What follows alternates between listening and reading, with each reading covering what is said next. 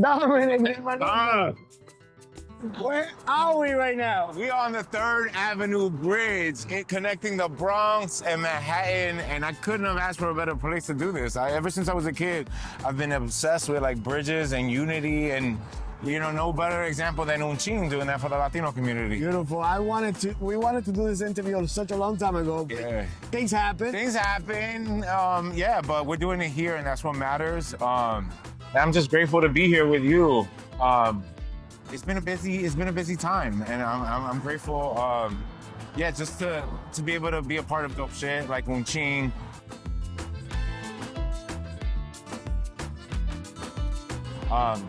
This past fall, I had a recurring role on Task, which was incredible. It was one of the best received shows of the fall.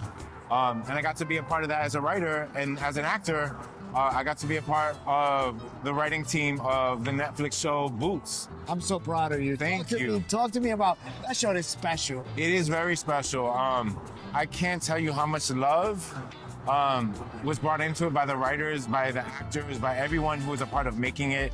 I'm just proud that we are able to shine a light on, these stories that matter, of marginalized communities, of people who aren't always put front and center, the gay community, the Latino community. Like, we have 4 Latino actors on a hit Netflix show. That's so beautiful. Yeah. That's beautiful. And having you in the room to defend those characters, right? As a writer, that's so very proud of it. Thank you. Defend, uplift, anything. And I think that is what Chín is doing. It's about uplifting the culture. It's uplifting the community. And, I'm grateful to be here doing that with you, and being grateful to uplift stories in whatever capacity, whether it be as a writer, and live in the rural Pennsylvania world of, Brad the world that Brad Inglesby's created, or, the stories that we are telling, in the military, in 1990, that is a very important part of history that deserves to be uplifted, and Latinos are a part of that. Latinos are an integral part of the military. I'm happy to be doing this. I love it. Talk to me about the duality of being a writer and an actor and directing and doing all this stuff. How do you feel? Are you enjoying both? Do you enjoy writing, creating? All of it encompasses storytelling. And I think one of the things that I've come to learn is that writing is a vehicle, acting is a vehicle, but I think ultimately what I am at my core is a teacher. And I think art, acting, writing, that is an extension of that. Like, there is no bigger classroom than television.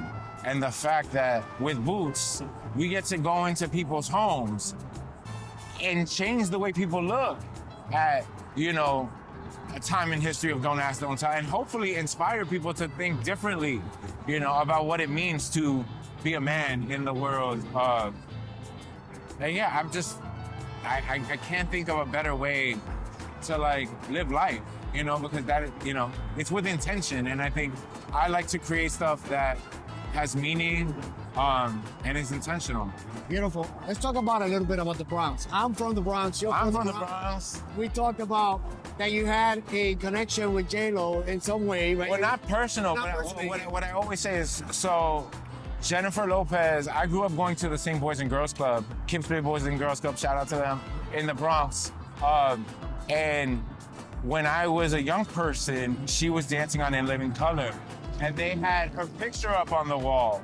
So growing up, because I was able to see that picture, being in the arts, specifically being on television or in film, never felt like it was that far, because this person who came from the same place that I did ended up on television.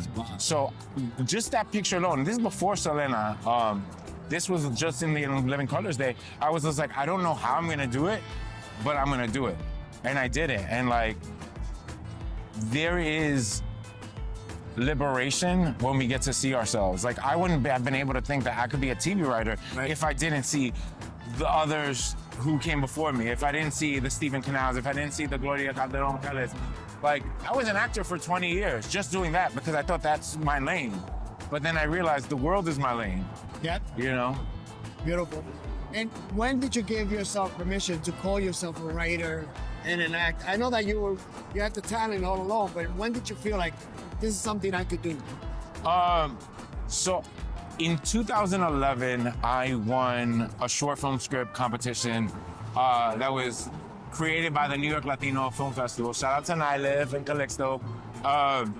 And I had written a play, a play about a young man from the Bronx who comes out to his crush at prom. And everybody who would see it, they'd be like, yo, you gotta turn it into a movie, you gotta turn it into a movie. And I heard about this competition that HBO was doing, and I adapted that short play into a short film script, and I won the competition. And they gave me the money to shoot it, they gave me the mentorship to produce it, and within 3 months I had a short film on HBO, and that really changed my life. Because it gave me the permission to like, you can do this, you know? And that's when I gave myself the permission to do it. So talented. I'm so proud of you. This Thank you. is Chín. Thank you. This is Chín. Let's go like this. Look to. Oh, it is. Gracias, mi hermanito. No, of course. This is Always. beautiful.